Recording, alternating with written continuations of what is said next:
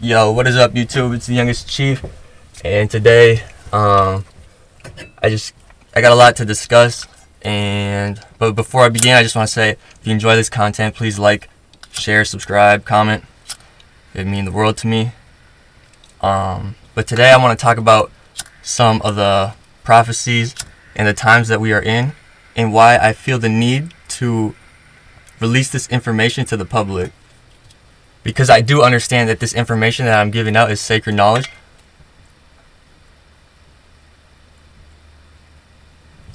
And I know that it should be only given to trusted sources. But this information is in the hands of those who are not trusted. Which just doesn't... If they just continue to have all this information with nobody else having it, they're just going to continue to abuse this power.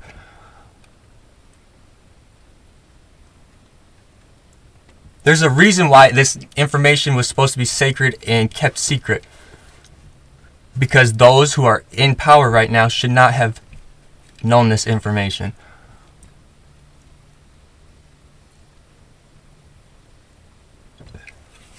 Sorry, just burning a little sage. Thank you, Great Spirit. Thank you, Father, Son, Mother Earth. But yeah, those who are in control right now should not have known this type of information. But anyways,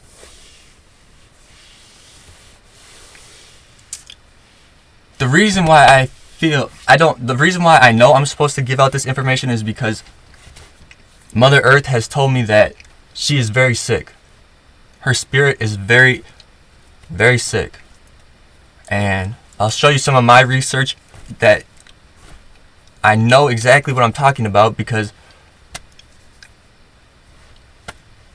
it goes along with the prophecies, and it just fits in perfectly. It's just synchronized perfectly into everything that I've learned. But Mother Earth is very sick.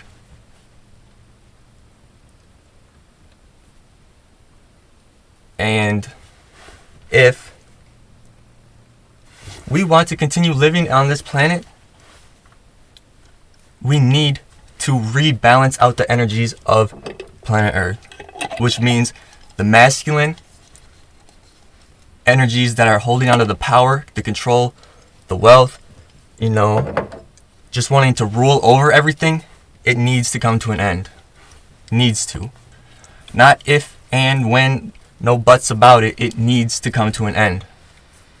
If this planet is going to, if the people on this planet are going to continue to live, that needs to happen.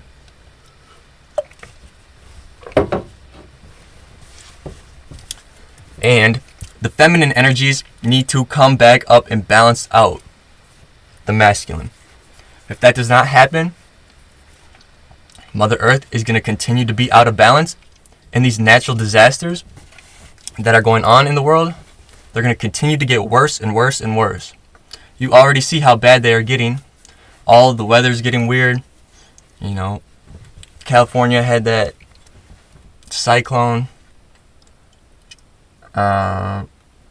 Florida's covered in seaweed. Hawaii's volcano's been just non-stop for I don't even know how long, but a long time. As you can see, there's many signs that say yo, this is Mother Earth's spirit saying, yo, do you not see what you're doing to me? Do you not see that I need tender love and care? Do you not see that I'm very frustrated and very upset, and she's ready to spaz, basically? Many places in the United States, Arizona and places like that, running low on water. The land is obviously perished. And the reason that is happening is because we keep taking her resources from her. Think about this. Imagine Mother Earth being a human, okay? Think about if you just keep taking out all of her, let's say, for oil, let's say Mother Earth, you're just taking out all of her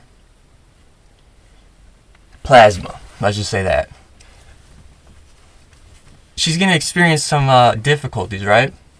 Okay, now think about if you're drilling super deep in, hunting for diamonds or uranium, right? Well, think about if uranium was her white blood cells or whatever, right? You're just extracting them more and more and more, right? She's going to get sick. She is going to not be acting right or running, in a healthy way. She's not going to be operating in the way that she needs to be at her most successful, basically. And the reason why, in past, like ancient times, like floods happen and the natural disasters happen, is because that resets her resources. Because we all have minerals in our bodies, right? We have iron, magnesium, calcium, we have zinc, all that. And if you Google this, it actually says dinosaurs have been known to have like 0.001% like amounts of gold within their bodies, but like they weigh tons and tons and tons of pounds. So think about how much gold could that really have been, like per T-Rex or whatever. You know what I mean? Like, who knows? And the reason why I came across that conclusion is because of the stuff that I had found. Like this. Like this. This is a crystallized, both of these are crystallized dinosaurs. Or like some type of mammal. You could tell that, look, this fang right here, these are perfectly symmetric. And look, the part that's missing and broke off is the bottom jaw. Just perfectly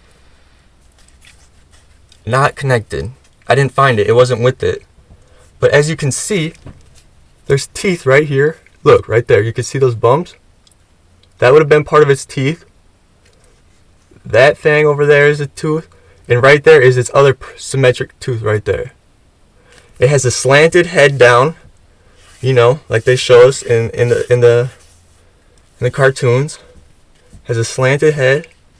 Right here, you can see where the eye socket would have been.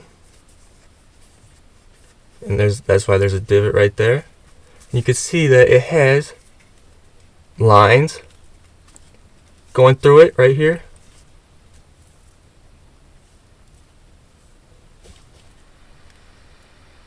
Which I'm not sure what that would have been for. But you could see that this was the snout right up here. And look, on the inside, you can't really see that well, but here, let me try to grab my phone. But there is metals where the teeth would have been.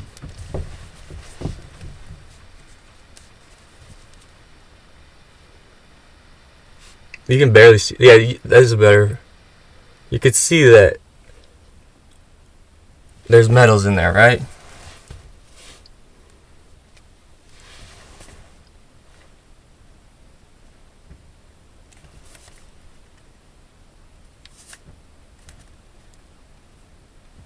That is just one of them ones that I found.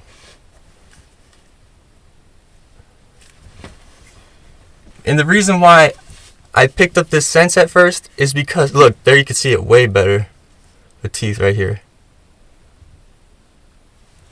But the reason why I can sense this stuff is because I have this rare gift that I can pick up the energies on things that I touch. I'm very connected with the earth. So, whereas I see this for what they are, other people will be like, that's just a rock. Well, think about it. What is a rock really? A rock is just a bunch of minerals compressed together. just like a human is. We're a bunch of minerals formed in a body. And now think about if a bunch of meteors came down and struck and we got buried under feet of ash. And then, earthquakes happen because of, the explosions, and then you got buried hundreds of feet down, right? A fossil, I know a lot of people don't understand that there are petrified fossils, which means that the organic minerals have been turned back into stone.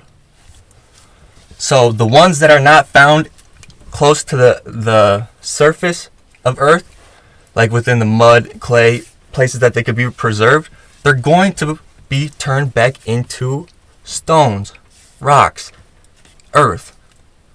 That is why the Native Americans like to get buried in wooden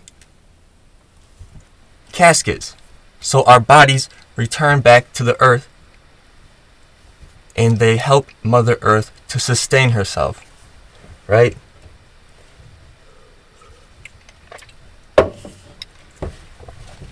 Okay, here's another one.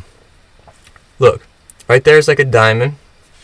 You could tell it's because it's clear as, I think it's I'm not a gemologist, but look, right there, you see that? Right there?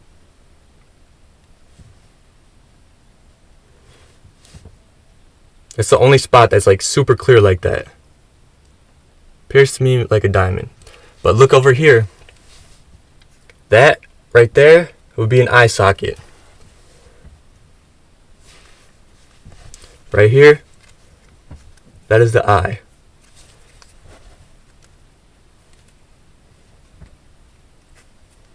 Right, look, and you can see this line right here. That was where the eye socket would have been. Here, that's like a better angle.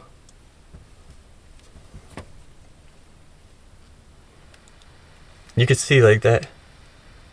That's where the eyeball would have been, and the socket around it. And look, it has these black, which I believe is silver, running all throughout the bottom and the sides, which I'm guessing where its tongue would have been. That would have been its tongue, right? And the crazy part about it is it's perfectly symmetrical on both sides. Both sides have this black metal that leads to the front, where a diamond is at the very end. And you could see that this side right here, this is where the other eye socket would have been. See that little hole right there? That's where the eyeball would have been. And the reason why it's not as, like big as this side maybe, is because either, I'm guessing that was the side that was flat down, facing the bottom. And the side that was above it, this didn't have as much pressure on the top of it, so it didn't get compressed down as much as the bottom. And that's why the bottom is a lot more flat, right? But if this was just a regular coincidence, right? Although we know coincidence, they're not a thing. There's no such thing as a coincidence. But if this was, why is this perfectly symmetrical with this metals? And why is the eye sockets perfectly symmetrical?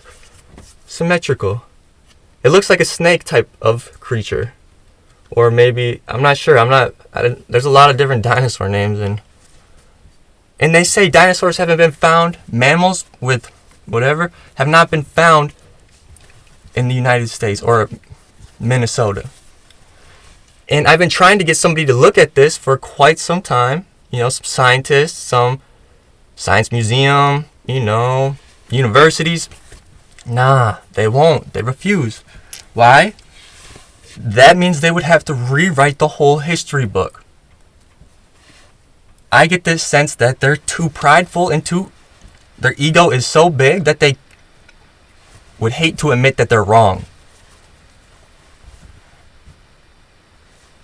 Because if they admitted that they were wrong as a leader or the people running the show here in America, the ones who wrote the history books, not the Native Americans who live here in America, if they admitted that they were wrong to the people would no longer want them to be in control. Because then they realize they have been manipulated, lied to, controlled. All for the sake of power. Right? Ask yourself, why did Europeans write the history books in America?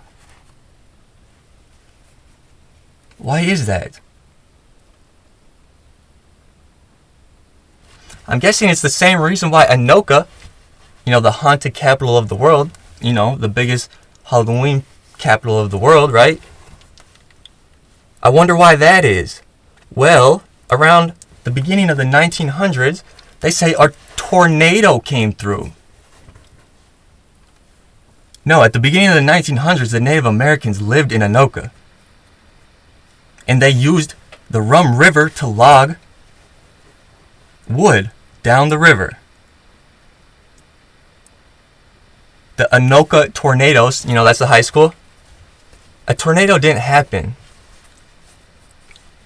They came through and they killed the Native Americans brutally.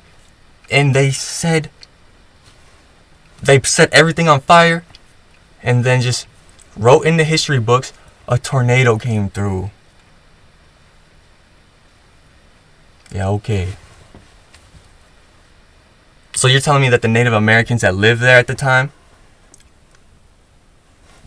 they just were like, yeah, we out here. You guys can just you can have this. We don't want it. And they're just like, yeah, go for it, man. Have everything. Have the whole river, our logging operation, have it all. I don't know. But that's what the picture they painted. But why is it the most haunted? Why were all the insane asylums haunted? The jail haunted?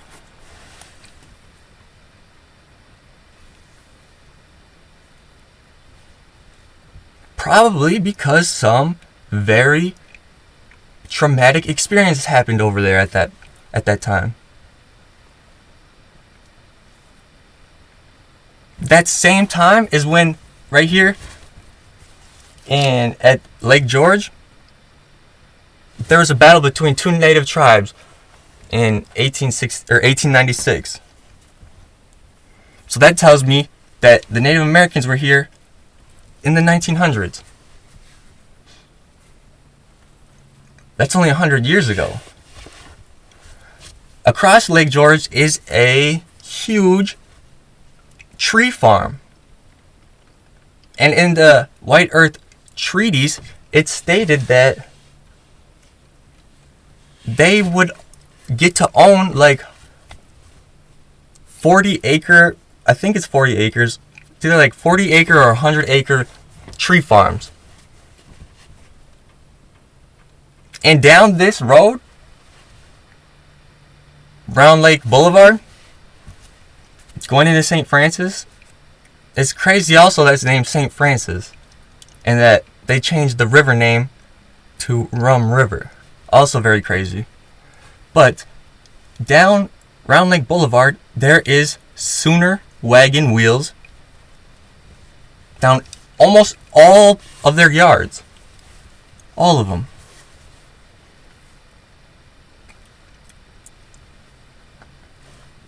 I mean, yeah. But if you go around Lake George, I've come to find out that that is probably a place where the tribe would have posted up. Because they have a huge circle. There's an auditorium where a stable used to be, but now there is 3 flags. There used to be a garden there. But Remember what Americans do when they win wars? They put up a flag, right? This is our territory now, right? Okay. So then I went walking in the woods, and there's just this random rope just hanging from a tree. I looked under the rope. There's a box like this big. The only thing that I could think of is that is where they would do hangings. They would hang them right there. You know, you kick the board out from under them, and it was like the perfect height. It was probably like 2 feet off the ground, maybe 3 feet. I don't know. It was just a box like this big, and then just hanging there. And the rope was obviously old, but it was in the woods, deep in the woods. But there's a bunch of artifacts from Native Americans also that I found over there as well that has led me to this conclusion. There's also burial mounds that are marked. There's also unmarked ones that people just build walkways through, you know, use as their backyard.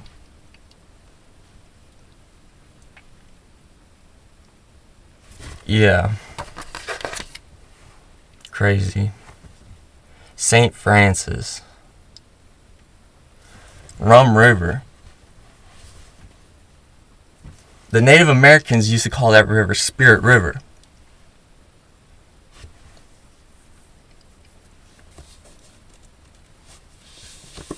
Because the earth, rivers are like spirit, for they nurture all the land. That is where I found a lot of these artifacts and things as well. Because I got to thinking, if the Native Americans had prized possessions that they cared about, and they knew that these people were coming to, you know, fight them. You know, they got word that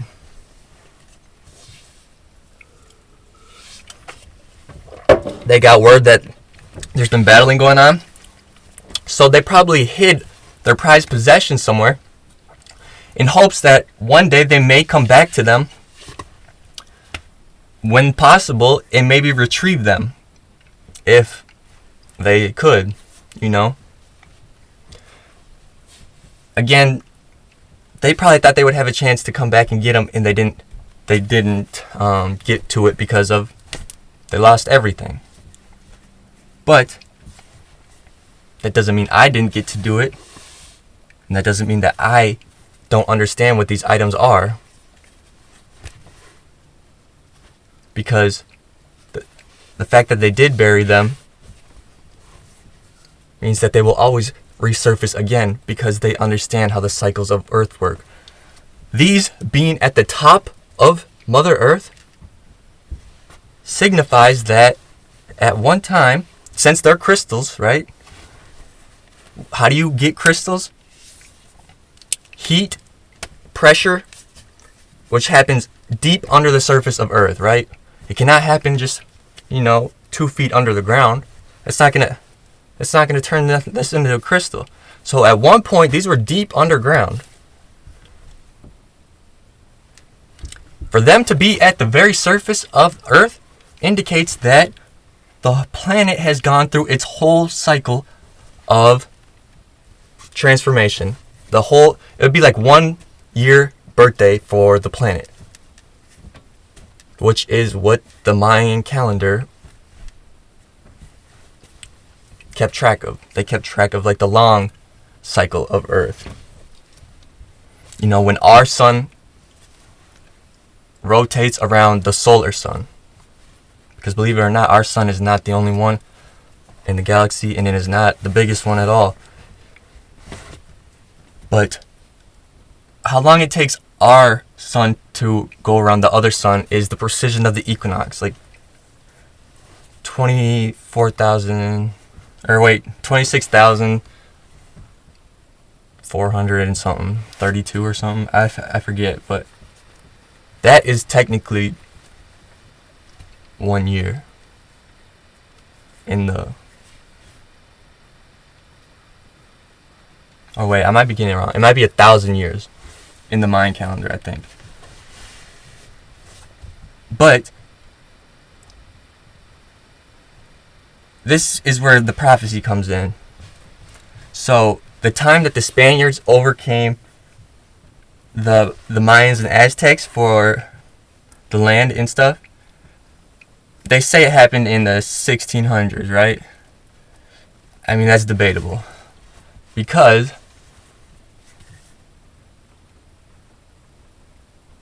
yeah, I'm just going to say that's debatable. I don't know if that was the exact dates that happened, but I mean, we'll say that. I can't confirm nor deny that, so I mean, but anyways, their leader was named Quetzalcoatl, and the feathered serpent, right?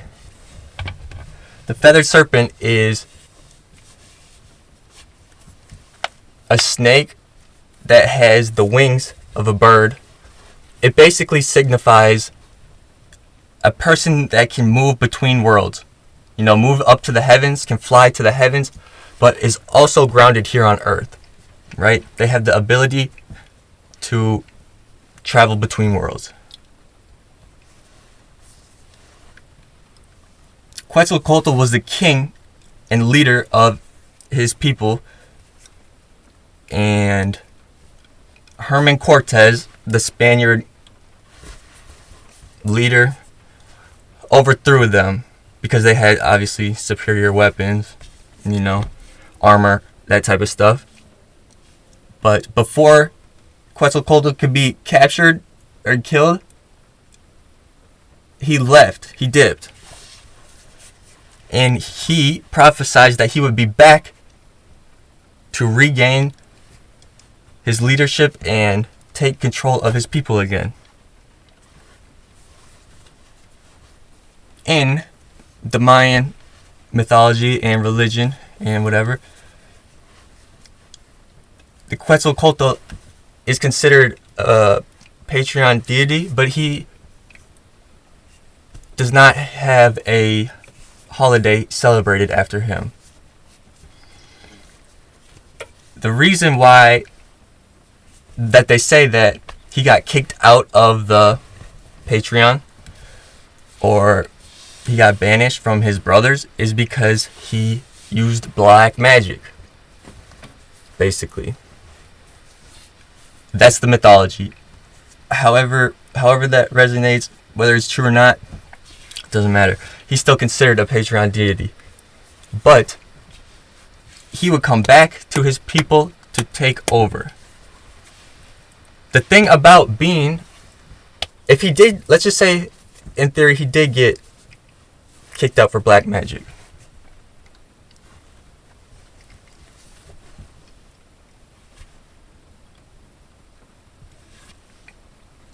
With the prophecy coming in for him to retake control of the people, not through war, because he obviously is not, the Spaniards are never going to have the amount of military that, or the Mayans and Aztecs are never going to have the type of military again to compete. So they're going to have to do it through white magic. Which, since if he did get kicked out for black magic, he probably has changed his ways. He has probably grown, learned, and understands that there are different ways to do things. You know, like the Aztecs and the Mayans, they used to do human sacrifices to the gods, right? The sun gods. That's how they would keep the land in balance. That would be considered like some type of black magic. In my eyes. That's my opinion. But I'm guessing that is why it is written in the mythology, because the Christians would consider that black magic.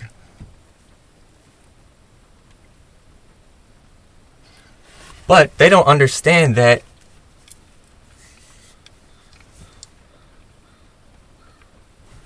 in the Christians, what's his name? Abraham? He was going to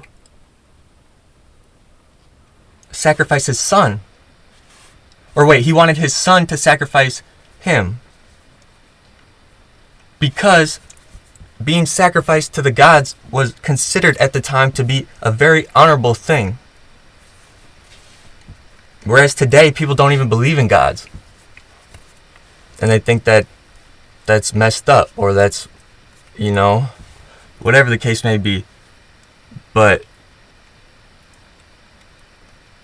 sorry, my computer's like bugging. I don't know if you can hear it. But at the time, the masculine energies were very much more out of balance. That is why, so the men were mostly masculine and the females were mostly feminine. That is why the king had his queen, to help balance each other out. But in today's day, we no longer need to do that.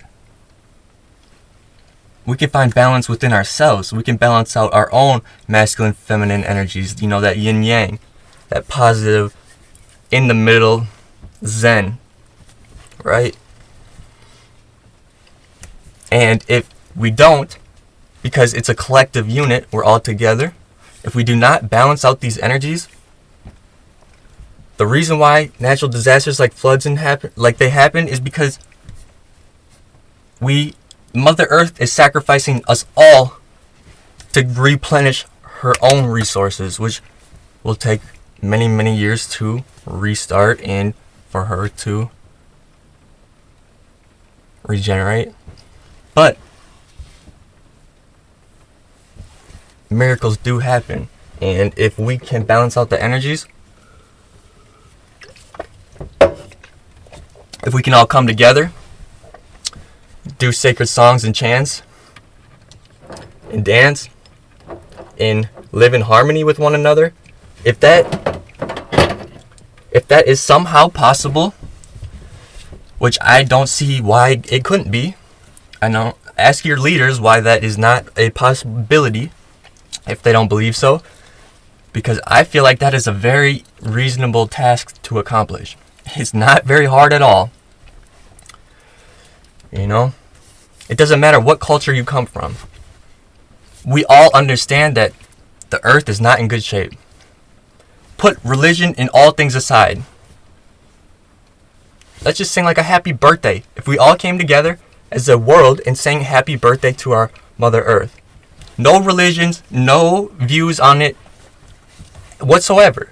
Just for the common good of everybody, showing love to the land. That's all it is. Put all things aside. That's what it's about, right? If we did that, that would easily help balance out the energies very quickly. Like miracles, beyond miracles. I'm telling you this because Spirit has told me this information.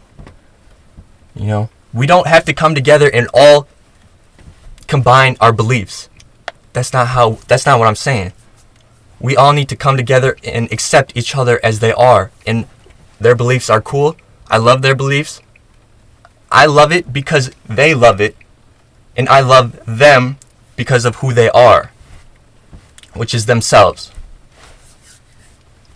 They are an image of the Creator. They are one of the Creator's expressions here on earth. We are all an expression of the Creator. Each one of us. We are all unique, divine beings. And it's not the purpose of our earthly lives to combine our beliefs with each other for which one is right and which one is wrong. There is no right and wrong. There are only two choices. One choice has this benefits, has this downfalls. One choice has this benefit, has this downfalls. As time goes on and new information is gathered and learned, this information or this choice at the time is no longer a good, suitable choice. So this one bumped out. We no longer, we experimented with this. It's not been working, so we're just gonna, we're gonna move on for that one, right? And then this one. There's no right and wrong. There's just learning opportunities. That is what this earthly existence is about, is to learn new ways of living, of growing, of expanding, our minds, our consciousness, our ways of living. We're supposed to grow. The reason why we have not seen very much growth and the energy in Earth has been stagnant, and it feels like nothing new is coming out, nothing new being invented, nothing like, or like, it's just stagnant. It's because there is no growth happening, because we are all conditioned to this belief system,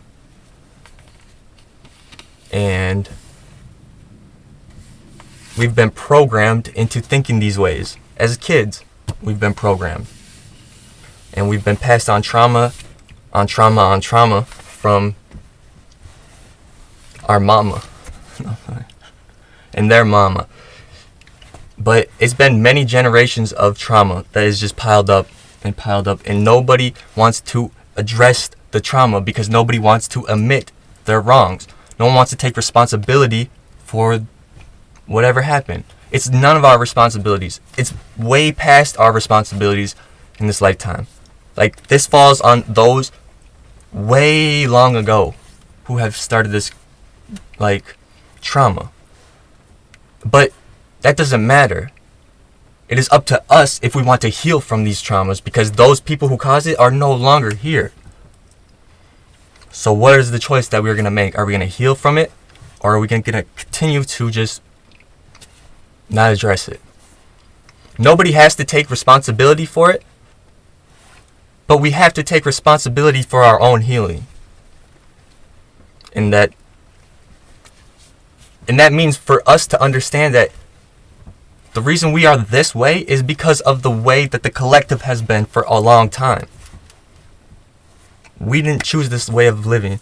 And if things in the world were different, we probably wouldn't have this much trauma within ourselves, in our communities, in individualized lives, right? If things were all going good and everybody was living in harmony, you think many of these children in school would suffer depression and suicide and, be on lots of medications and stuff like that? Probably not. If I'm being honest, I'm going to say probably not. Now, doesn't that sound like a better way of living?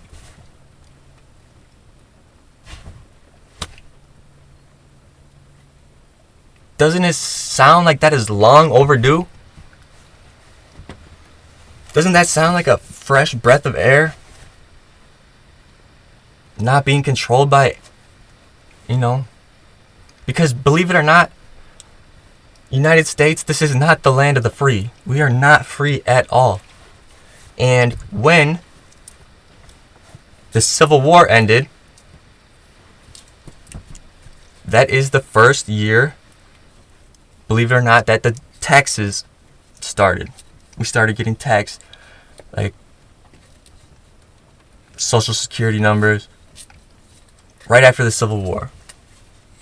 Because that is the way that the government keeps track of an individual's contributions to the world. They do that so they know who is worthy of what possessions and who can own what. But the thing that Mother Earth has explained to me is that she owns everything. She gets to decide if she wants to kill us all or not. So whose is it really? Nobody's.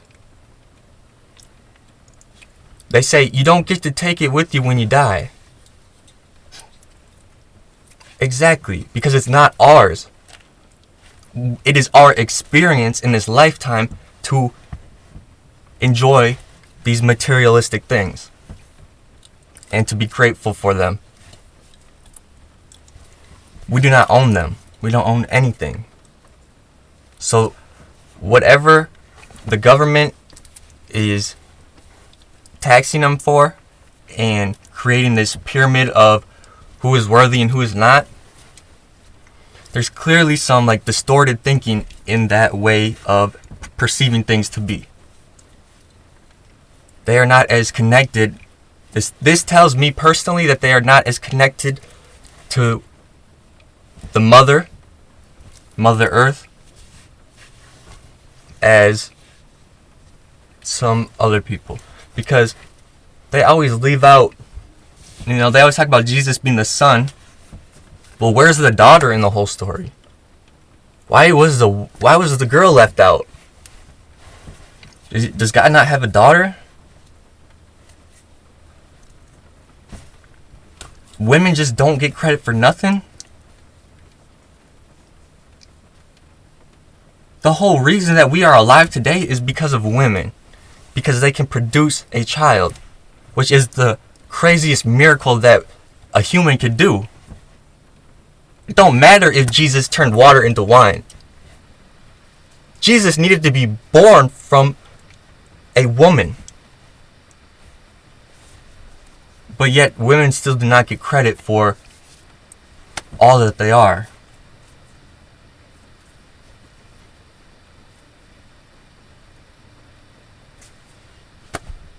I don't understand it.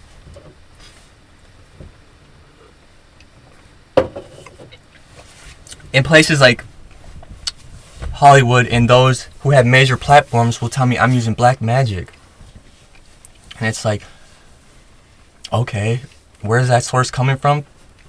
Probably California, where Hollywood is, where a bunch of cults are. It's clear to me that just because you have the media, like the money to put out information against people, make smear campaigns, do whatever, people aren't going to see somebody for who they are. As time goes on, they're going to be like, wait a minute, that person over there trying to like preach world peace and stuff, he is the one doing black magic? Are you sure it's not the ones that are like controlling everything and want to like have all the money for themselves and who have 13 yachts and we're slaving away the day? Yeah. Something's off about that story. But so look at this. An angel, right? Signs and symbols, right?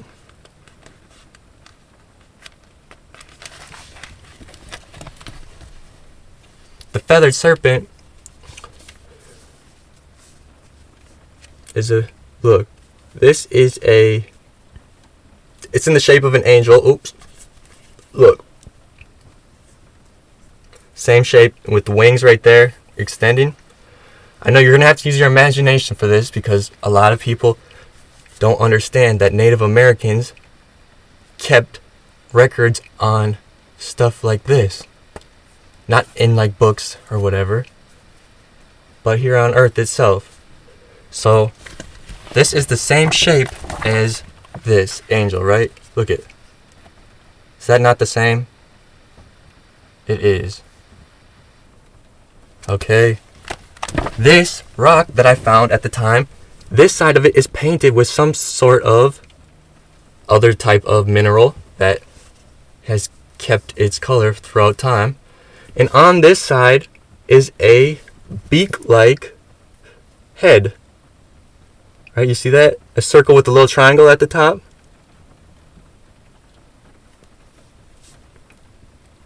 Look at it from right there. See?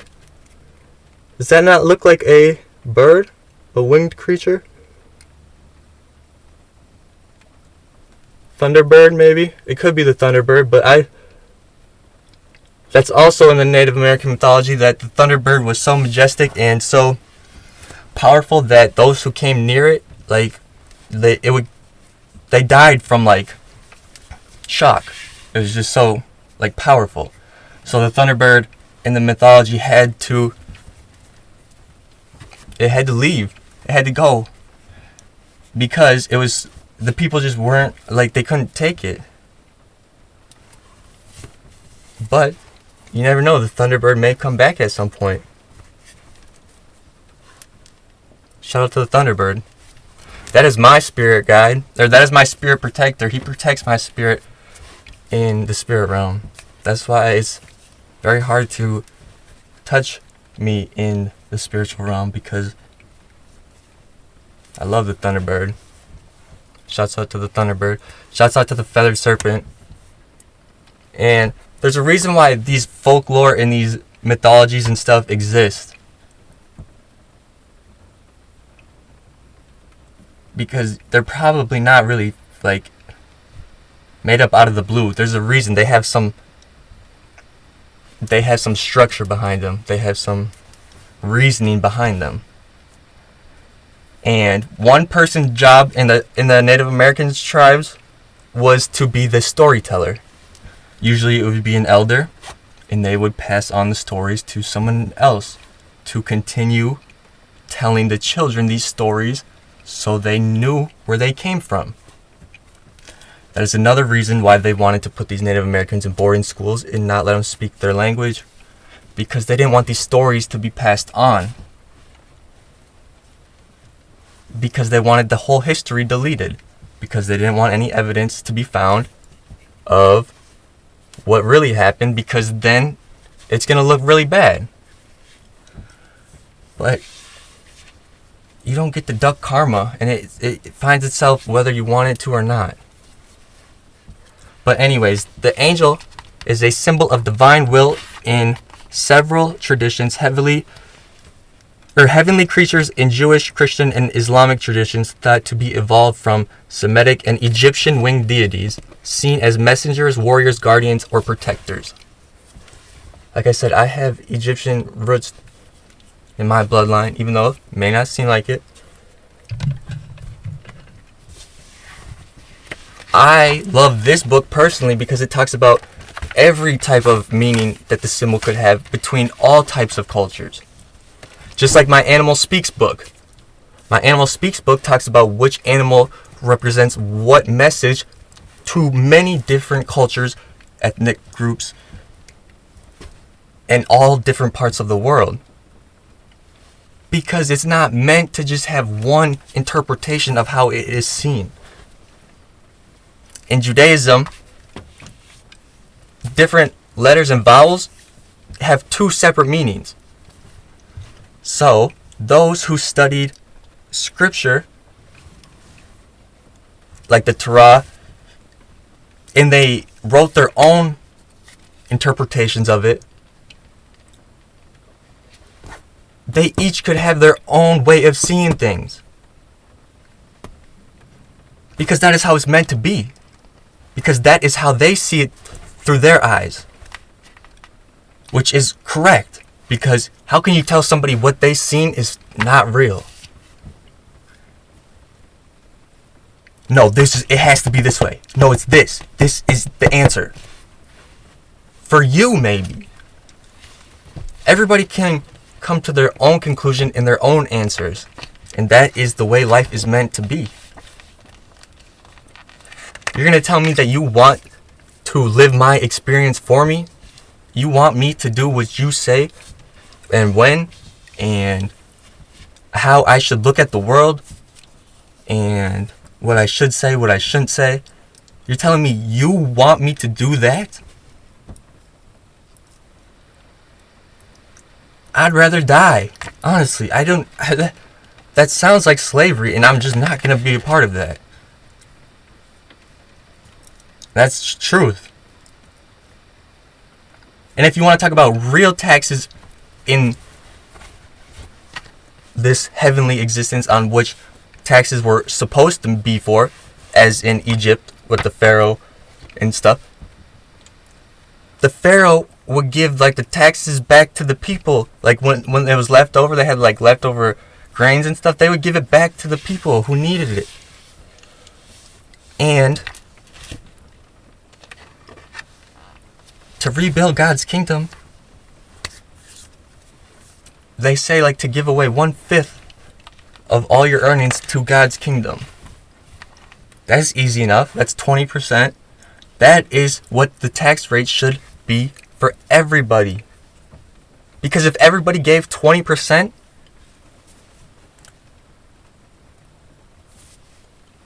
we'd be fine. We'd be perfectly off. And if you give 20% to the causes that need it, the universe, karma, will repay you even more than you have given. believe it or not, there's an infinite amount of abundance throughout the universe that each one of us, it is our birthright to have. Every single one of us. You just need to understand how to obtain it, use it. One person, however much money, this is all an illusion that these people who control us want us to believe. But it doesn't work like that. You know, you can manifest anything into being. Any type of abundance, it's endless because the universe is endless.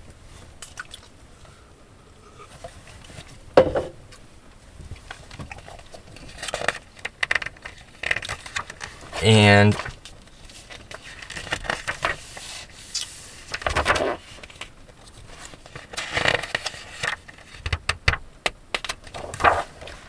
so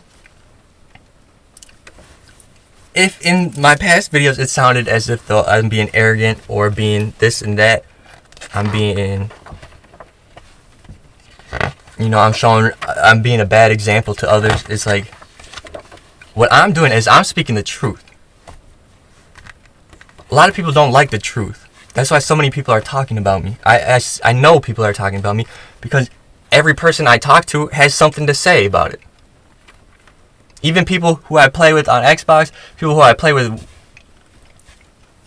they have something to say about what is going on in my life. Whether they know it or not, or whether it's just synchronicities in the world, they are talking about what it is that I'm doing. And unless they're just trying to play mind games with me or whatever the case may be, it don't matter to me. It's funny because I see that I got everyone in their feelings or something, but I speak the truth. The truth hurts. Some people don't want to be told the truth. I feel bad for those people because them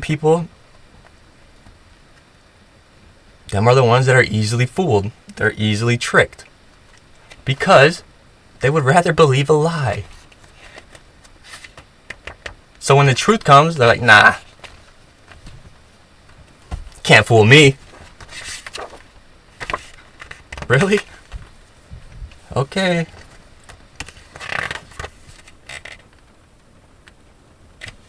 Look at this. My guru too, his spirit animal is the crow. Emblem of war, death, solitude, evil, and bad luck in Europe and India, and in Americas and Australia has positive symbolism as a solar bird that is a creative, civilizing bird. My guru comes from, he told me his bloodline is, you know, Europe and like around India, and he's very familiar with that way of living, Egypt. So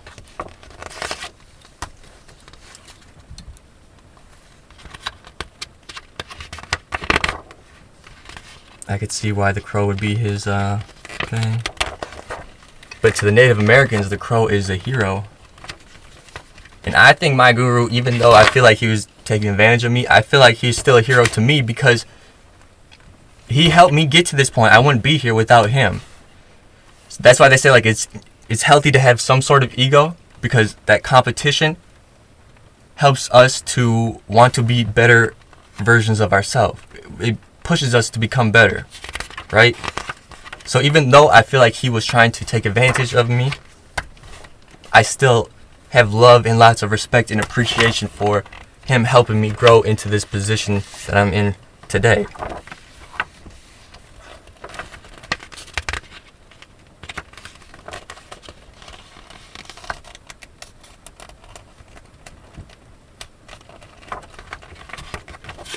The tree of wisdom, that is what this tattoo is.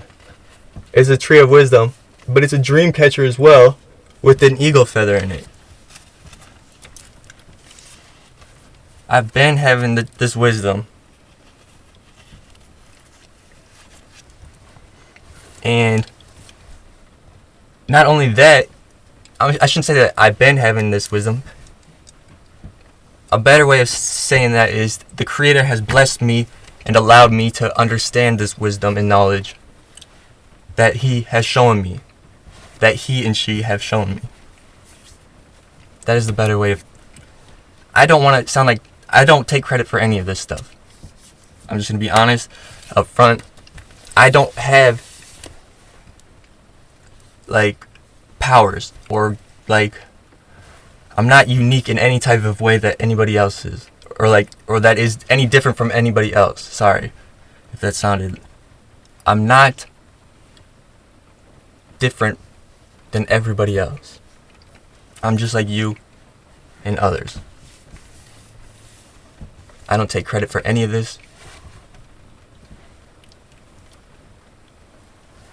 I allow myself to be a vessel, an open channel for our Father, Mother, Creator to speak through me to you in hopes that the Creator's will can be delivered to you guys from me through me. Like, you understand what I'm saying? Without the Father, Mother, Creator, Great Spirit, I would not be able to do this. In my past, my life was shit. My life sucked. I wanted to kill myself. I tried to kill myself because I was not in touch with what it is the Creator wanted for my life. Now that I mostly focus on my studying, my devotion, my practices, my life is... There's no words to explain how beautiful my life, I view life. There's no words that explain, like, how perfect everything is. Even the sucky things, yeah, they may suck. Like, I'd still experience things that suck and, like, troubles, like, misfortunes and stuff like that, because we all do. No one is susceptible to, not going through those things, but I still experience all those things, but I have a way of perceiving that even if they suck, they are still beautiful in their own way of being. I've been through so much chaos, I've been through so much trauma that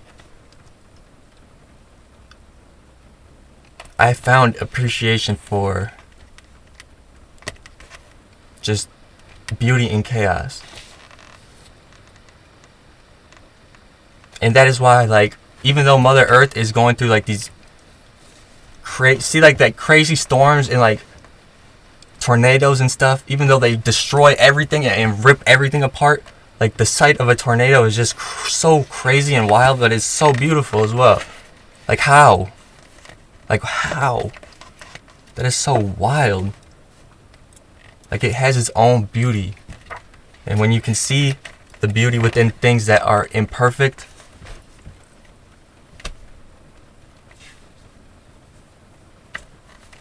you guys can take it from there.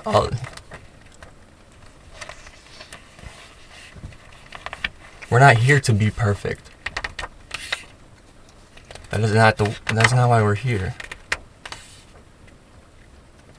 We're here to love one another, and we're here to experience this human experience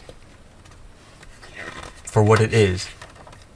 And if you can step outside of yourself and see it in a different way, your life is a movie. You basically are just watching a movie play out. Like, you let the Creator, you surrender to the Creator, follow the Creator's will, and you just sit back and watch your life like a movie. You will be taken care of. Everything will work out how it's supposed to work out for you.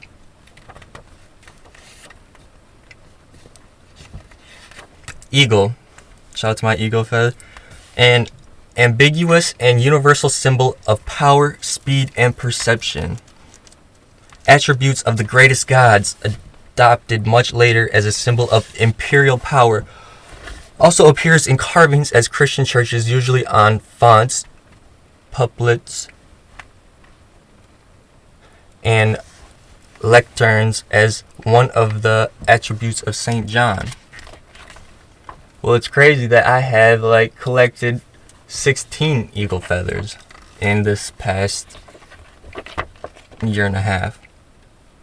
And for somebody to collect one, even a Native American, is just so rare. It's so rare to find one eagle feather. It's even rare to be gifted an eagle feather by someone who has one. They're not easy to come by, but I somehow have acquired 16. I gave a couple away, but I have 16 of them. I've been wanting someone to make a headdress with them, but I don't know, that time will come. But oh yeah.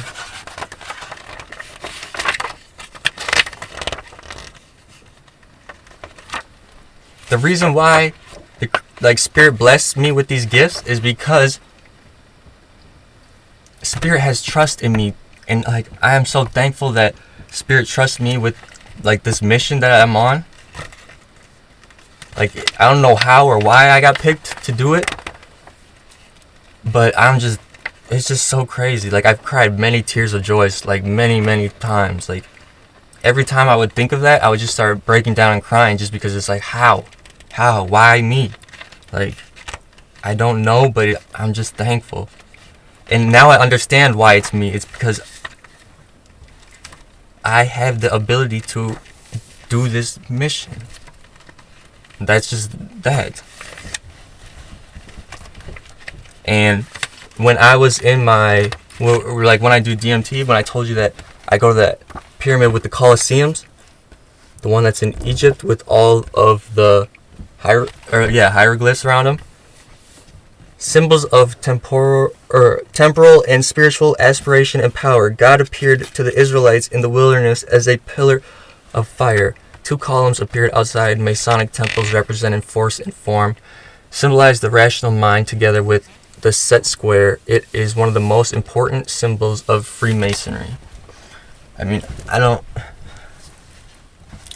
not really too familiar with the Freemasons, but I know they got their own stuff. I'm not gonna say nothing against them. I've never personally looked into them. I've never, from an outsider's perspective looking in, I hear some bad things about them. I hear some good things about them. But what I'm not gonna do is judge them. My culture has heard many bad things about our culture. Are they true? Most likely no. But that's the narrative around them. But so that's why I'm not gonna. Freemasons, they are what they are. And at the time, or even still today, there's a reason why they exist. But look, Chariot in the Tarot deck, that is the symbolism for Cancer, or that's the sign for Cancer, or the card that represents Cancer, which I am a Cancer. A dynamic symbol of rulership in ancient iconography, a symbol of spiritual authority and the mastery of gods and heroes. Hindu mysticism associates charioting as a symbol of the self, and in moral allegory, it is an image of the triumphant journey of the spirit.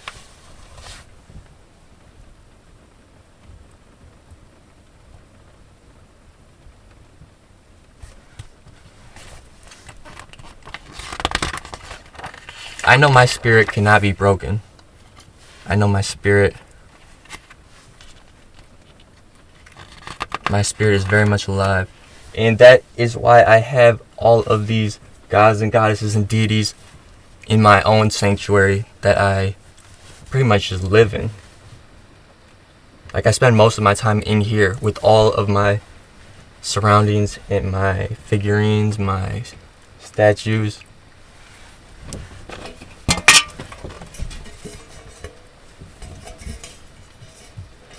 Shout out to the Mayan Sun God.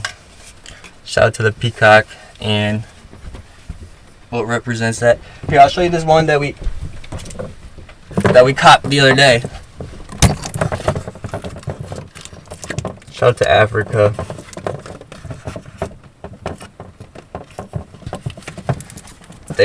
We welcomed in this African gods and goddesses of fertility into our spirit home, our spirit family. You guys are loved and respected for. Isn't that just beautiful though? This is what I live for. And I just got this love for it because of my culture stuff just being taken from us all. And me looking at other people's cultures, if that had happened to them, I would want them to get their stuff back. And that was my main reason why I started doing this, is because I want to give back each culture's items so that they may get back to their roots. But in the meantime, I will appreciate and love them and develop my own relationship with them because they're all unique and beautiful. I don't discriminate. I don't have no hard feelings towards anybody. I have only love in my heart for all people, all cultures, all practices, all things. And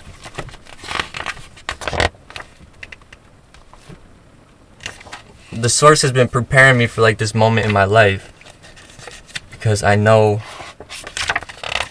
there's going to be a time where my leadership and my spiritual knowledge and wisdom and my love above all things is going to be needed everywhere,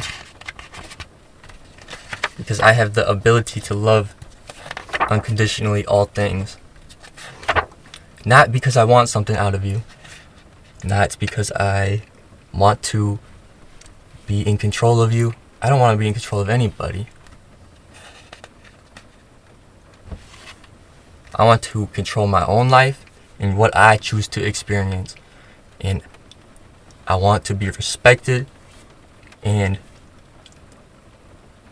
seen as that is okay to do. Not judged, not looked at like a terrible human being because I'm doing the things that I want to do in my own experience. That is all. I don't care to run the world. I don't care to own all the money. I don't care to, I don't care for none of it. Feather. Symbol of Ma'at, ancient Egyptian goddess of justice. In Native American traditions, feathers hold the spirit of the bird and are highly prized.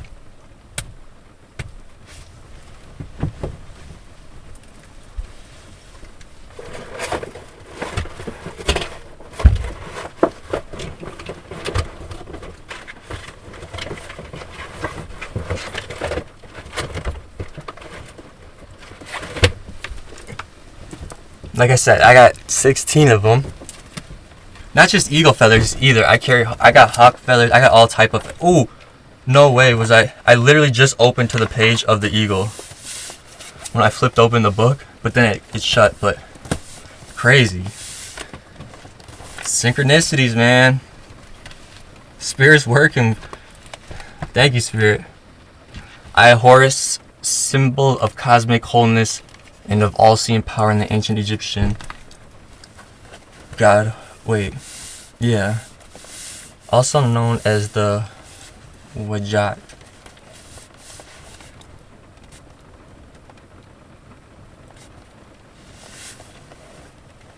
Interesting. But anyways, the feather are highly prized. The feather is highly prized. There's a reason why during the treaty, the Native Americans did not want them to own eagle feathers because it was the most powerful. I am working with like eagle energy, the eagle spirit, and like this is considered an antenna for communication to the sky gods, and the eagle being a mediator. Because I've seen eagles fly so high, like I just cannot even see them anymore. Like it's so crazy to think about. I swear, I've seen an eagle just disappear throughout, like flying so high. Like I don't even understand like how they can get that high up in the sky. But this is what the eagle represents: illumination of spirit, healing, and creation.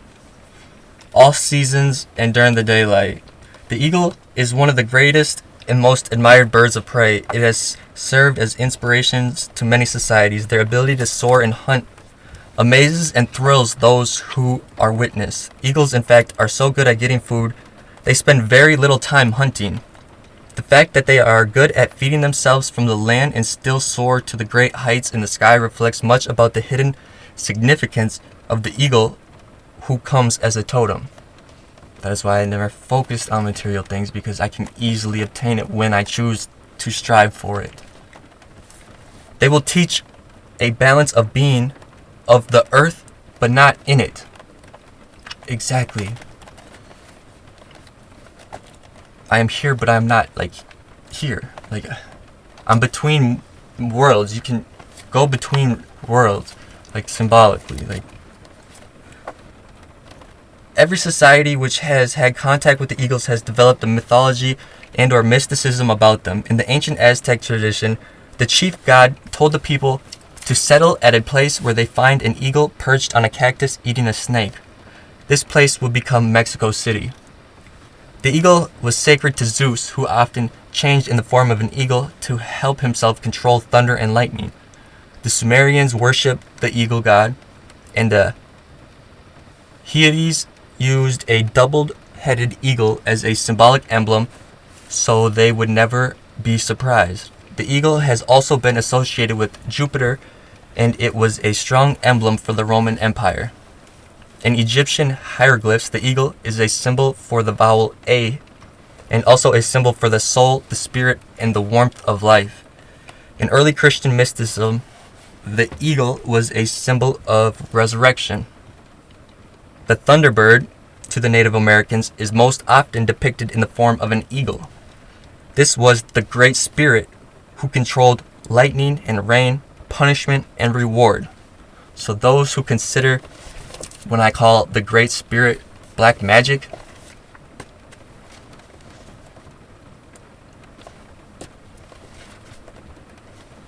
wrong. People fear what they do not understand. To the Plains Cree, all eagles had mystical power, and these powers could be shared by anyone who possessed part of the bird. To the Pueblo Indians, the eagle was a bird of the sky with the ability to spiral upward until it passed through a hole in the sky to the home of the sun. Not that I've seen it go to the sun, but I've seen an eagle fly so high that it just disappeared. I swear I've seen that. And I just wonder, like, where did it go? It was associated with all the energies of the sun, physical and spiritual. The Pueblo Indians honored 6 directions: north, south, east, west, the zenith, and the nadir. There's actually 7 though. And the 7th one is the center, which is our heart. Like again, our bodies are representations of the whole universe, and at the center is our heart.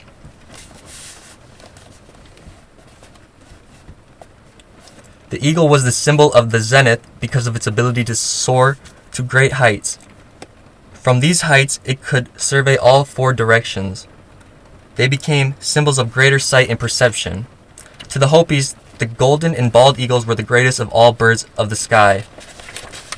But these are the only 2 eagles that live upon our continent. Some groups of Hopis also included the red-tailed hawk as an eagle, referring it to as the red eagle. My favorite low-key is the harpy eagle. Like that, I I just imagine like walking through the rainforest and a harpy eagle just like looking down at me, and I'd be so scared. I'd be like, them things are crazy. They're so beautiful. They look like those griffin type birds that are outside of buildings. They look crazy though. There are 59 species of eagles, and they are often divided into 4 categories: fish and sea eagles, snake eagles, harpy or giant forest eagles, and booted eagles. But there is always a great deal of variety within these 4 groups. When it comes to the coloring and feather patterns, every eagle is unique and beautiful in its own way. Exactly. We're all unique and beautiful. Fish and sea eagles are those who live primarily upon a diet from the sea. Upon the North American continent, the bald eagle is part of this category. Those who have a bald eagle as a totem need to look at the symbolic associations of water. I'm a water sign. Water and fish are often symbolic to the psychic aspects of life and the creative energies. Again, I am a crab, symbolized. Water is also an area that separates land from the heavens. Thus, a bird of the water, such as a fish or sea eagle, reflects an awakening ability or need to learn to walk between worlds. Water is the creative source of life, and living near natural water sources may be important to the health of those who have bald eagles as a totem. An eagle hunting in the waters must be able to penetrate the waters, grasp what it requires, and then rise out of them. All of this reflects increased ability and need to learn to work with emotions, psychism, and all aspects of spirituality with greater control. It reflects teachings about true mediatorship, being able to enter and exit the more ethereal realms at will. And the reason why it needs to be so controlled and why I spend a lot of time alone is because any energies I'm around, I pick up very easily. So in my mind, anything that I think of manifests very easily. So I have to be careful for what I watch, or like what I surround myself with, what I listen to, who I'm around. I have to be very, very careful, like, because even though that I am not like saying them things or doing those things, it still manifests like super easily and quickly into my life. That's why I spend a lot of time alone. Even though it's very lonely sometimes, I'm never alone because I have spirit always surrounding me, but it's still lonely in the 3D. But snake eagles often have crests or feathers upon their head. Their toes are short and strong to enable them to grasp and hold onto the wiggling snakes. Those who have snake eagle as a totem would do well to study the section on snakes within this text. The snake eagles swallow the snakes whole, reflecting the swallowing and digesting of the higher wisdom, the serpent knowledge. The feathered serpent. The harpy eagles are the largest and most powerful. None of these are found upon our continent. They have huge claws that can be used for grabbing larger prey, including deer. That's so wild. An examination of the particular food preference of the individual harpy eagle will provide further insight. The other type of eagle found upon this continent is the golden eagle. It is part of the booted eagle group. Booted eagles in general usually have a majestic mantle of feathers on their head and neck. I'm just playing. And their legs have a heavy covering of feathers so that they look like they are wearing boots. The two that are most important to those upon this continent are the bald and golden eagle. The bald eagle is larger than the golden, but it cannot fly as high, nor is it considered as graceful. The bald eagle is often a symbol of the feminine, while the golden symbolizes the masculine.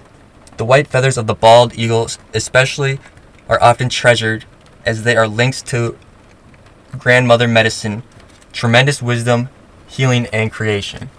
And if you think about a bald eagle, the tail and the head are both white, symbolizing like when we are born into this world, we are pure. Our spirits, and we're pure because we know nothing. Or like we just live as we are because we're kids. We don't know but nothing better. And then our middle age, like the adults, that's when they go through their experiences, right? And then when they get to that elder age, it's white again. Their head is white again because they have learned the wisdom and knowledge in their lifetime. That is like what the colors of the eagle represent. Very beautiful. So, and it's not that as adults we cannot be pure, like, but it just takes a lot of reprogramming. The feathers of eagles are sacred to Native Americans, and since the eagle is protected by the United States government, it is a felony for anyone to possess one such who is not of Native American blood. The feathers, though, are used in powerful healing ceremonies, cleansing the aura, and even for shape-shifting. White and black tipped feathers were often used on the masks of the Pueblo Indians to give them appearance of white and black clouds. Again, we see the ancient connection to the mysteries of the sky in all its phenomena. Both the bald and the golden eagle have come to symbolize heroic nobility and divine spirit. These eagles are the messengers from heaven and are the embodiment of the spirit in the sun. There's a reason why I searched for eagle feathers for many, like almost 2 years. I looked for an eagle feather almost every single day outside. I was at lakes picking up garbage all the time, like trying to take care of Mother Earth. And in the meantime, like I was looking out for an eagle feather like the whole time. Never did I find one. Never. And I just gave up. I was like, whatever, I'm not gonna find one. And then boom, that's when it came. Like when I didn't expect it, when I wasn't looking for it. It just hit me, bam. And then I was like, Tch. And then I got this book after I found it. And then I read all this, I'm like, oh, whoa. And then I started looking into my own culture, and I realized that being gifted an eagle feather, I knew it's important to be, or it had a lot of status to have one, but I didn't know how much like respect and like how much it meant to actually own one. It's very beautiful. They're also symbols of the rediscovery of the inner child. There once was a belief that as old age approached, the eagle's eyes would grow dim, and the eagle would then fly so near the sun that it would become scorched. It would then seek out a pure water source and dip itself 3 times into the clear water, and its youth would be destroyed. This reflects much from a mystical point of view. It hints of resurrection, but it also hints of alchemy. The fire of the sun and the clear water are opposite elements brought into harmony in a manner that elicits a change. It reflects several needs for those with the eagle totem. There must be involvement with creativity. 3 is the number of new birth in creativity. A willingness to experience extremes in a controlled condition and thus facilitate the alchemical. Oh my gosh, I said it right the first time. Whatever, I'm not even. Process within your own life. And I feel like that is why my life is so chaotic, because I am learning to experience extremes in like a controlled condition. So I can help balance out the energies of the extremes throughout the world, because I've gone through a lot of extreme experiences. Number 3, a willingness to use your passions to purify, flying into the sun, and to use your abilities even if it means being scorched a little. That is what has happened to me lately from people in control. They trying to scorch my reputation, my faith, my beliefs. They tried to silence me, just like they have tried to silence my culture before. That is what they want to do, but it does not work. A willingness to seek out true emotional aspects of oneself and immerse yourself within them, and by doing so rediscover the lost child and awaken a higher sense of purity, passion, creativity, healing, and spirituality. An examination of the individual characteristics and behaviors of the eagle will reveal more about the medicine and power attunement will bring to you. The feet of the eagle have 4 toes. 4 is the traditional symbol of keeping oneself grounded and laying a solid foundation for oneself. Even with the eagle's magnificent ability to fly, it stays connected to the earth. The talons of the eagle are meant to grasp and to hunt. This reflects the need to stay connected, to grasp, and to utilize the things of the earth. Without the ability to grasp powerfully and utilize what it grasps, it will not survive. The sharp beak is designed to cut, tear, and crush. Eagle has strong jaw muscles. The jaw is important to digestion and speech with humans. But there is a difference with eagles. Although vocally the eagle is weak, its jaws are one of the most powerful muscles. For those with eagle totems, it will be important to know when to speak, how much, and how strongly. It will be important to remember that unless this is controlled, it will be very easy to inadvertently hurt someone with words, cutting, tearing, and crushing. I found that out in the past. That's why when I say I could be petty, when people would cross a line with me, or just I was not developed yet with my own control, I could easily, even if someone did something physical to me, I could easily with my words hurt them. I'm not saying that in a way that is taking pride in that, because that's totally wrong.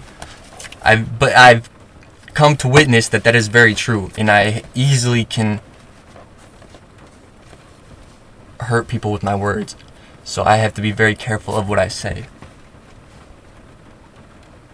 That's why I say please don't push me, because I don't want to bring that person out inside of me, because I myself, because there becomes a point when I can't control it. If someone crosses a line that has been and it just comes out, there's no stopping it. And you get what you give, basically, right? So I'm never, me with all this knowledge and wisdom, I'm never looking to just go out there and just rip somebody apart with my words. For what? I know that it's going to come right back to me the exact way, but even worse. So why would I intend to go searching to just rip people apart with my words?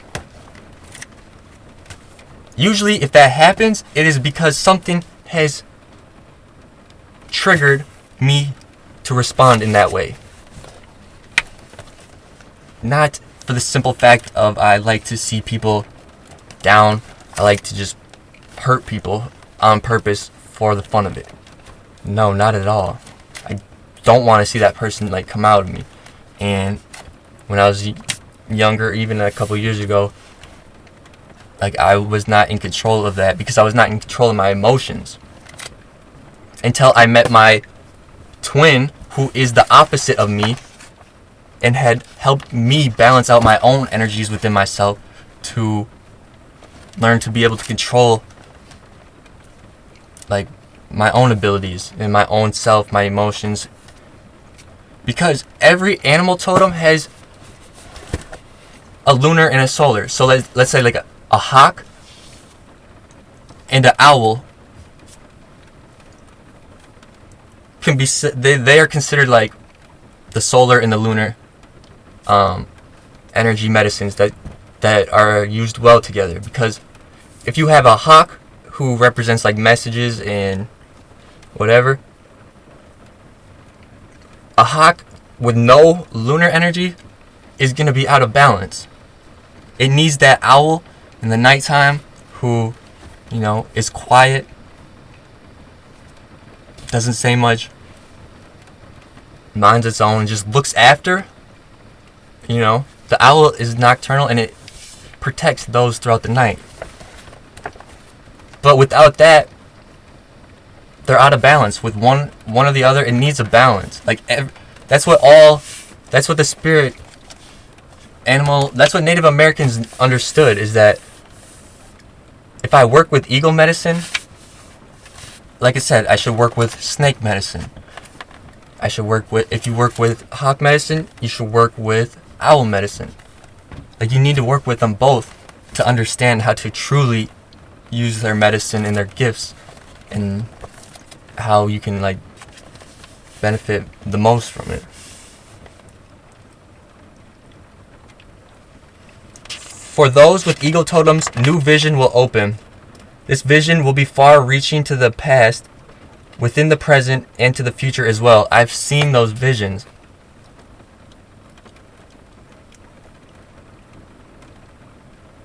I've seen, like, the earth being created. Like, I was shown that.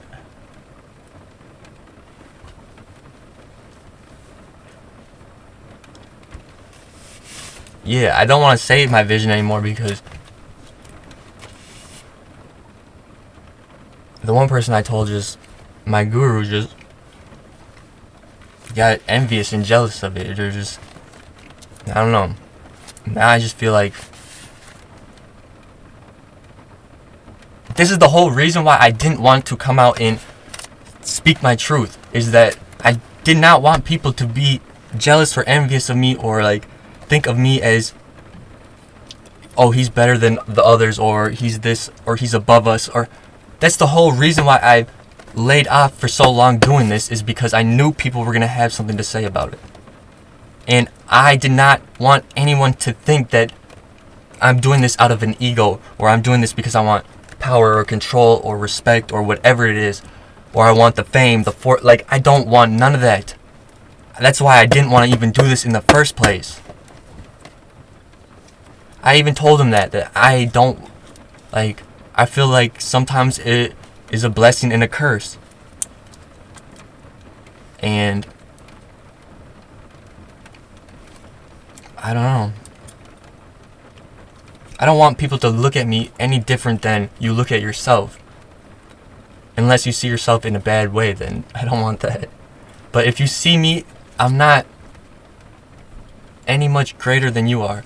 An eagle is nothing without an ant. An ant is nothing without a bee. We are nothing without each other. It is about the name on the front of the jersey. You know, the team name, not the name on the back of the jersey. I don't care about my stats, let's say, or my own recognition and whatever. I don't care about none of that. It has no interest to me, because I enjoy the simple things in life. I could, you know, I'm happy with life at all times, whether what I have, what I don't have. I still find the beauty within all things. I don't need none of that recognition and none of that stuff. The reason why I may sometimes sound like I am seeking the materialistic aspects of life is so I can put that materialistic stuff in areas in which it is going to help the world. I don't need it for myself. I would like to see it go to places in which it will be used most effectively. For those with the eagle the eyes for the eagle are set closer to the front of the head, and they have a 3D or binocular vision just like humans. They can see forward and sideways, and their vision is 8 times greater than that of humans. That's why when I see like artifacts like this as well, I can pick up on them easily, a lot quicker than other people that I showed, is that because I have eagle medicine 8, and they see things very clearly. Meditation on this number 8, especially its figure or the symbol of infinity, will reveal much about the kind of vision that the eagle can awaken. The ears of the eagle are not visible, but it hears very well. It can hunt as much as by ear as by sight. To those whom eagles come, the ability to hear spiritually and physically will also increase. Many eagles mate for life. The mate will collect the material for the nest, or the male will collect the material for the nest, but the female will be the architect. These roles should be considered by anyone working with eagle medicine. The nests are always large and built high up in safety. Although the roles in the construction of the nest are separate, the tasks of feeding the young is shared by both, teaching the lesson of cooperative responsibility. The mating ritual of the bald eagle is one of the most mystical and intriguing aspects. I've seen this happen a couple times. I've seen this in real life. One time I was on mushrooms, and I was just with like some of my old friends, and we were just talking about like life, and I was like, I think like we were talking about like resurrection, and like that's when I looked up and the eagles were dropping. I was like, no, dude. I was like, they're showing us like a birth, like giving birth to. It was like rebirth. It was basically telling me that like life is endless. Like this isn't our only life. The other time was above a highway in Minneapolis. Why? That seemed like a sketchy spot to me to do it, but I mean like that's total trust. A powerful form of sky dancing occurs. The birds soar, loop, and plunge into deep dives. At a certain point, they grab each other's feet and lock talons, rolling and falling until the mating is completed. Then they separate and soar upwards to repeat the process over and over again. This reflects some of the mystical joy, danger, excitement, and power of the sexual energy experienced by those with eagle medicine. It can open them to new heights and thrills. The eagle is a true predator, and as with all predators, it helps to keep the world in balance. Predators capture the weak and the sick, helping to keep the natural world healthy by preventing the spread of disease. This healing role is one that will awaken in many forms of those working with eagle totems. They have a powerful sense of energy conservation in their hunting. They will often perch and wait, biding their time through joyful soaring and aerial acrobatics, all the time using their great vision to let them know when to take flight and capture their prey. This sense of confident energy conservation will be necessary for those with eagle medicine to develop. They are also opportunists, and they will let other birds do the hunting for them, often stealing the food from other birds and predators. Whenever eagle flies into one's life, opportunities, even those thought lost or long lost, always rise. That's why people enjoy me being around them. It's because I give them my energy. And a lot of people just get greedy with it because their lives they notice that their life becomes better. Like, wow, like all these nice things are happening in my life.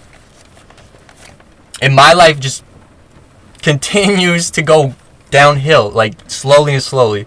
It's because I give this other person my energy to feel it is that like I feel. But now I've realized that I need to put myself first always, otherwise I cannot give this person any energy at all. Those with eagle totems must learn to see their opportunities and snatch them as they arise. Eagles don't always swoop down to kill. They have tremendous control over their powerful wings, and they can glide slowly and silently down so that the prey does not hear them coming.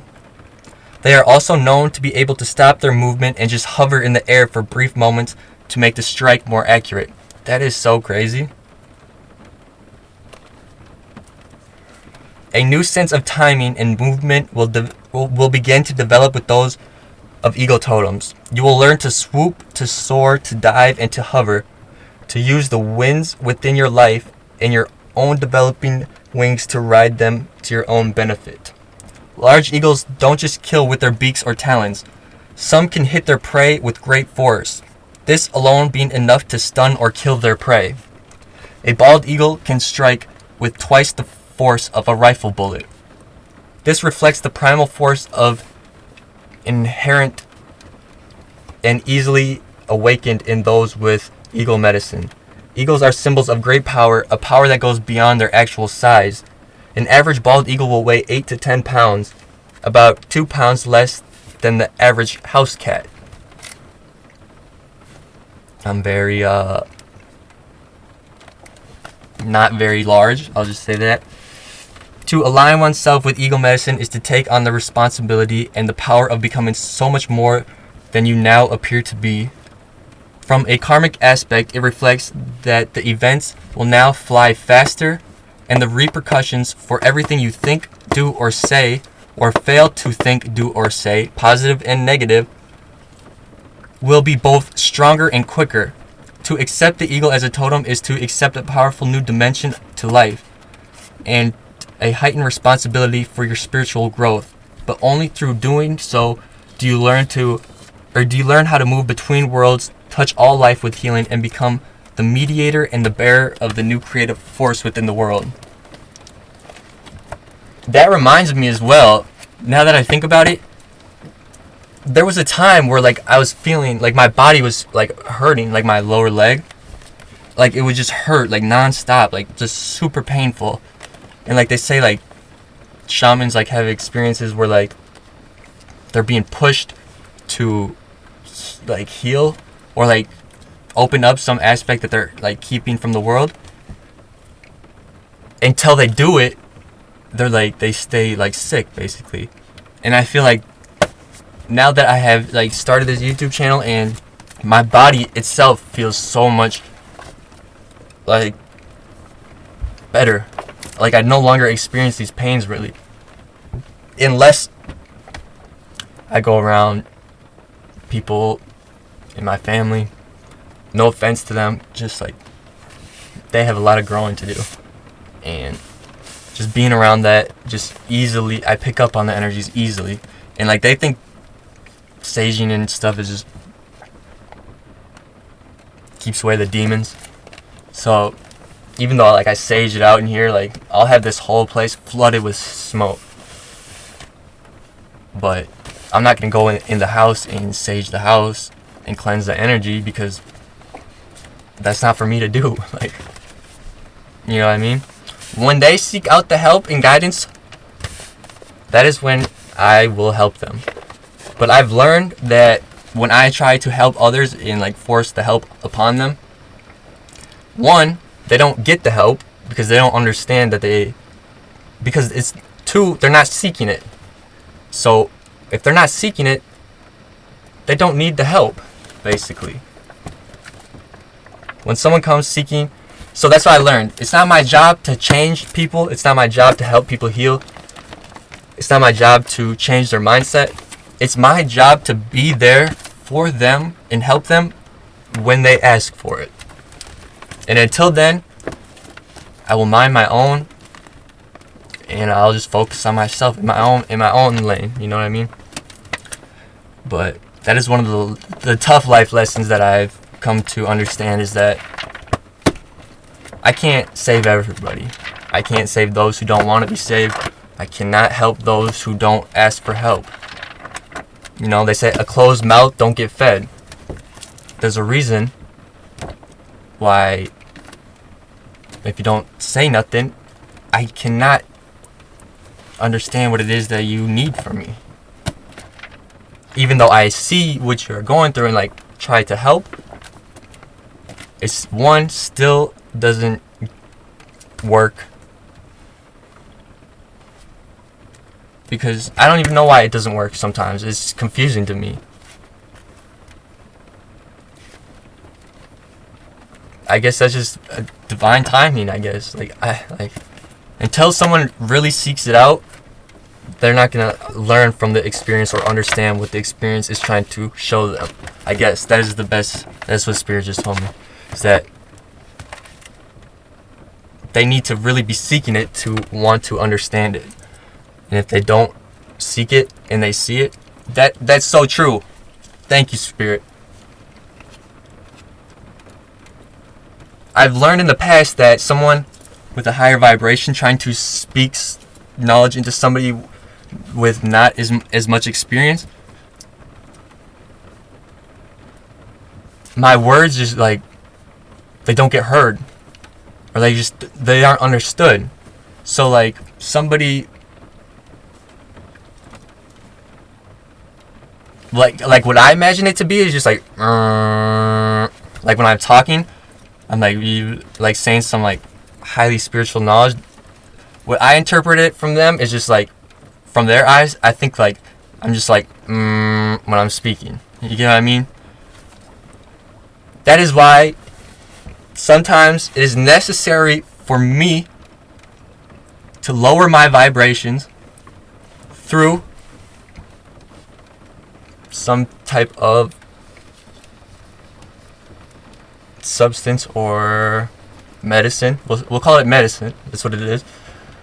In order to get closer and to bridge like higher information and wisdom to the lower, like, because like they need to be on the same wavelength in order to like understand the information being expressed to them. Does that make sense? That is why they say like you maneuver between worlds, but I'm always here connected on Earth. Unless like I'm just not playing. But that is why it is necessary for me to like sometimes go down in vibration, because I need to like bring it down to the people, basically. I need to, yeah, that's basically it. It's just like I need to be vibrating on the same level, but then I also need to reset and cleanse myself, my aura, my surroundings, spend a lot of time alone in order for me to recharge my energy and my own balance within myself.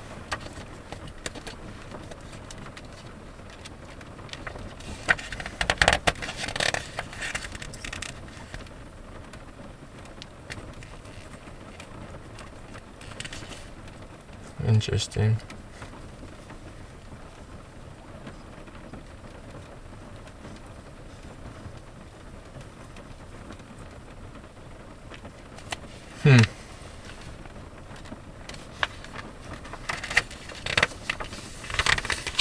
But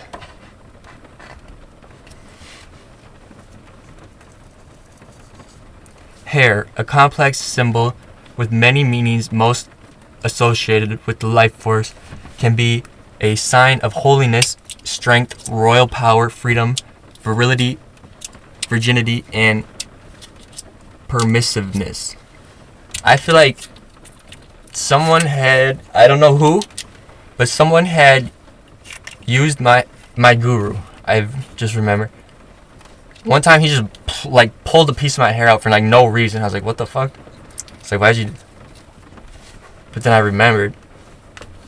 But I just thought of it before that though, that I had placed a protection spell on me, in that those who, it would just like return right to them. You cannot use somebody else's spiritual like their spiritual items, like let's say a medicine bag or a feather. Like if someone got my feather and started trying to use their own magic with my feather, it would go horribly wrong, because their energies are not connected to it like mine are. It would go very, very, very, very wrong. You cannot use somebody else's magical abilities for your own power.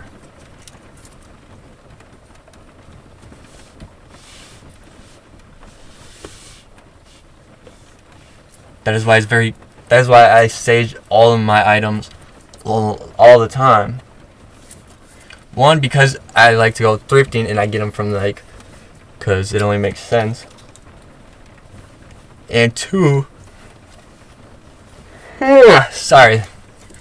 And two, that just means that they hold energy. A lot of them hold energy. And that's why the center of the White Lodge Sun, or this book, this Native American book, it talks about an elder, like a medicine man, no longer like he no longer wanted to accept gifts from other people or accept items from others just because of like what they you never know the intent behind the item. Like, they could have cursed the item, they could have did whatever to it, and then now you're working with, like, you know what I mean? So it's very, I don't know. All I know is I'm protected and I have nothing to fear or worry about, because my angels and spirit team will not let anything in my life that is going to hurt me or that is going to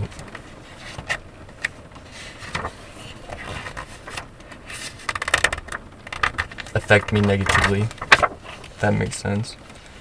But anyways, that's all I got for you right now. I might divide this into sections. I might split this video up, because it's a long video. It's like an hour and 50 minutes.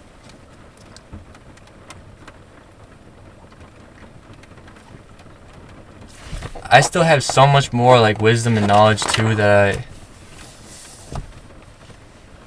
I need to get out to the world. Like, this is only like not even a, like I said, like, I've studied this stuff daily too.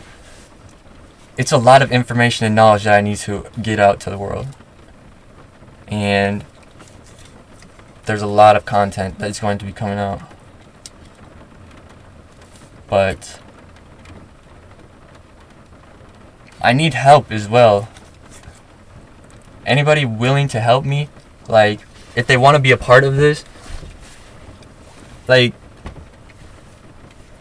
obviously, like, I don't have nothing, like, if you want to donate your time and energy, because I don't have, like, anything to give you at the moment, I mean, I could still give you some, I could still help you out with some, I guarantee it, but I need, like, someone to help me with creating, like, a logo, or, like, creating a website. I don't know how to do none of that, but I need lots of help, like, just setting up, like, a team, because I cannot do this on my own. I know I can't. I tried. I keep trying. I just do not want to be taken advantage of anymore, so I am very careful of who I let help me now. But I need some serious help. Like,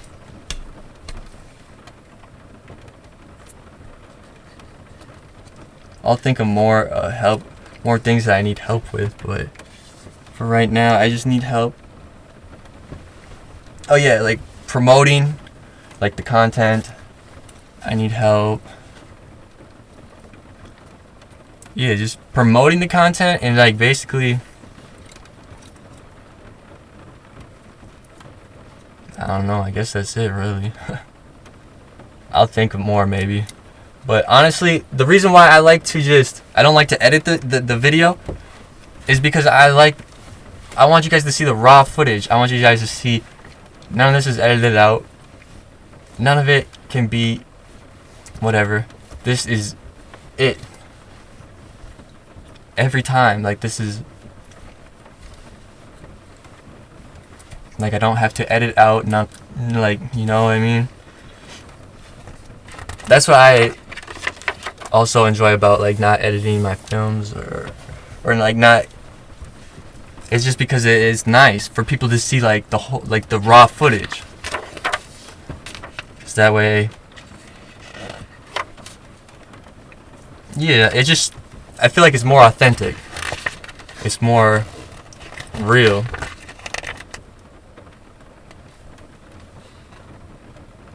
Wow. Hold up. The swan, romantic and ambiguous symbol of masculine light and feminine beauty in Western music and ballet, attributed of Aphrodite and Apollo. Wow.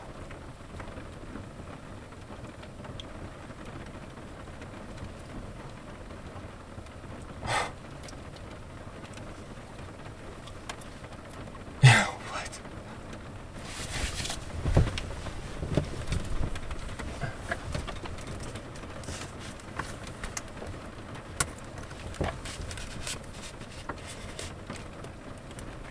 There's the columns.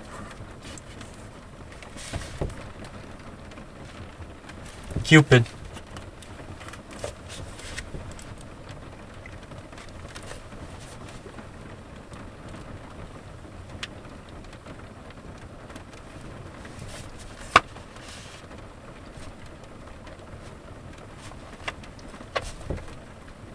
Yeah. Me and my twin are about to get married. We about it. We really, really about it.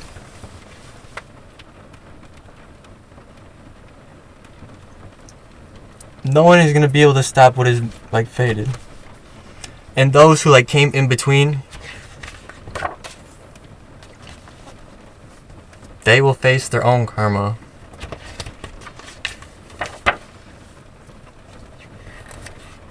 A lot of people didn't understand like what our relationship really was like, or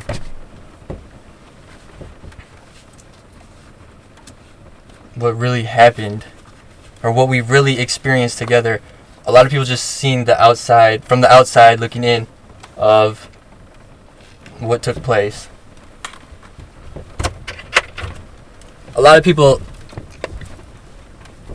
had something to say about like me as well, because of how I just popped my ankle. But a lot of people had something to say about me from the outside looking in, because I've never shown this side of myself to anybody, because except her, because I was not comfortable. She's the one who initiated it within me, because I was never comfortable with showing people the real me, besides to her. Nobody got this side of me but her. And I don't know how, and I do know how. I need to stop saying this, because she's my twin. She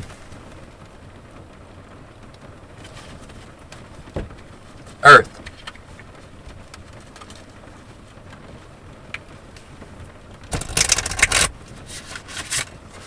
She is an Earth sign.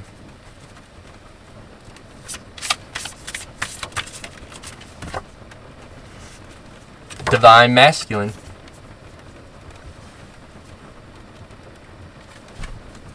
Interesting.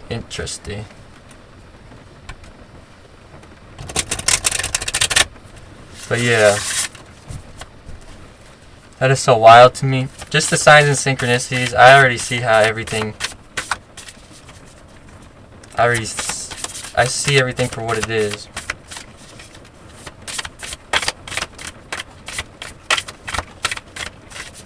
But I'm just glad that I am opening up to showing like the world like who it is that I really am, and without being fear of judgment, because I feel like I was misunderstood by most people.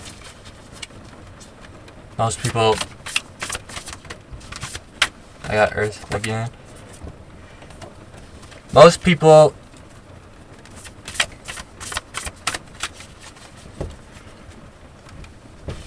I'm gonna just say this.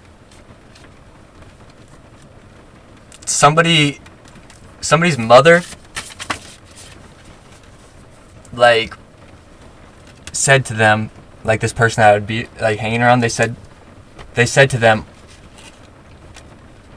"Do you know he's a leader of a gang?" It's because my Facebook profile at the time was like that Taylor Gang University or whatever. There's like Taylor Gang, and like she's like, "You know he's involved in a gang?" And I'm like, I don't know. People just I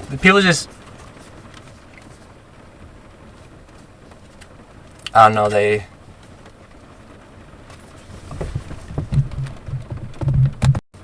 these are the cards I drew. Sorry, my computer storage is running low.